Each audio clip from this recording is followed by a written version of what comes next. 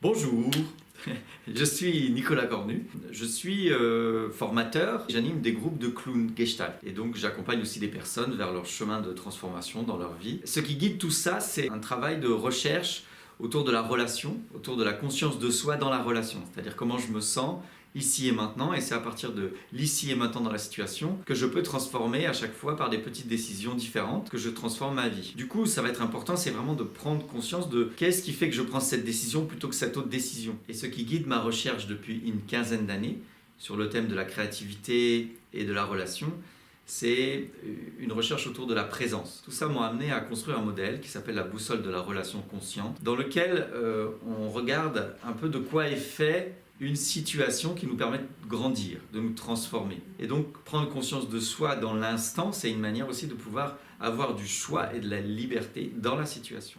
Donc en fonction de notre histoire, de notre personnalité, de ce qu'on a construit, de notre identité, on a certaines capacités et donc il y a des domaines dans lesquels on est plus ou moins à l'aise. Dans l'atelier sur l'accueil, je proposerai aux participants de créer une situation corporelle dans laquelle il va y avoir de l'accueil. Et commencer à accueillir, c'est-à-dire qu'est-ce qu'on accueille de l'autre, qu'est-ce qu'on n'accueille pas de l'autre, qu'est-ce que ça fait vivre d'accueillir l'autre.